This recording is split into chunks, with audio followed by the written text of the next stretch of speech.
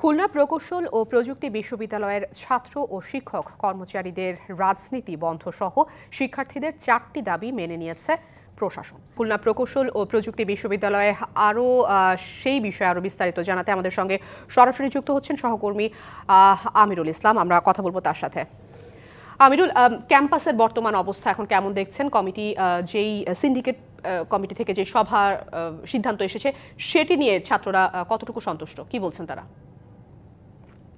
যে সিদ্ধান্ত হয়েছে সেই সিদ্ধান্তে কিন্তু ছাত্ররা সন্তোষ প্রকাশ করে। তারা কিন্তু এখনো যে আন্দোলন সেই আন্দোলন অব্যাহত রেখেছে। বিশেষ করে 4টা পর্যন্ত তারা পুনরায় যে সময় বেঁধে দিয়েছে, সেই সময় বেঁধে দেওয়ার মধ্যে তার ঘোষণা ছিল যে এই যে বিশেষ করে যে 6 দফা ছিল, সেই 6 দফার 4 দফা যে মানা হয়েছে, কিন্তু বাকি যে 2 দফা সেই 2 দফা না মানলে তারা এই বিশ্ববিদ্যালয়ে যে ভিসি প্রভিসি এবং ছাত্র বিষয়ক পরিচালক যে রয়েছে তাকে যে পদত্যাগ না করলে তাকে অবঞ্চিত ঘোষণা করবে, এমন একটা ঘোষণা দিয়ে কিন্তু ছাত্ররা কিন্তু আন্দোলনরত অবস্থায় রয়েছে। যার কারণে যে এখনটায় যে উত্তেজনা সেটা কিন্তু বিরাজ করছে। বিশেষ করে তারা কিন্তু ওই যে 2টা দাবি, সে 2টি দাবি অনর উপাচার্য উপাচার্য এবং ছাত্র বিষয়ক পরিচালক এই পদত্যাগের দাবিটা, এবং যে ঘটনা ঘটেছে যে বিশেষ করে যে ঘটনায় যারা জড়িত আছে সেই একনল হ্যান্ড ওয়াশ 100% প্যারাবেন ফ্রি, তাই নিরাপদ হাতের জন্য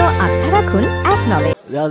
সংগঠনের নাম ঘোষণা করতে দোষীদের ঘোষণা করে সেই ক্ষেত্রে কিন্তু যে সিদ্ধান্ত আছে যে 28 তারিখ পর্যন্ত 28 ফেব্রুয়ারি পর্যন্ত একাডেমিক কার্যক্রম বন্ধ রয়েছে। সেই সঙ্গে 3 সদস্য কমিটি করা হয়েছে।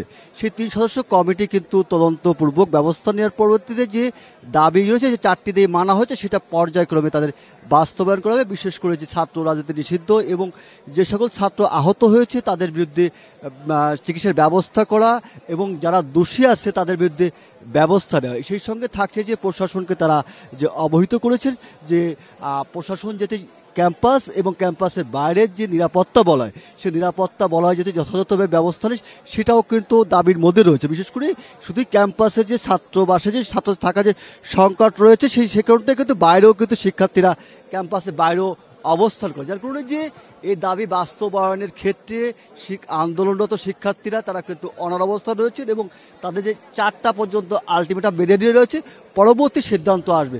এটাই ছিল সর্বশেষ অবস্থা। আমিরুল, আপনাকে অসংখ্য ধন্যবাদ। আপনি সংবাদ সংগ্রহে থাকুন, পরবর্তীতে নিশ্চয়ই আমরা আবারও যুক্ত হব আপনার সাথে।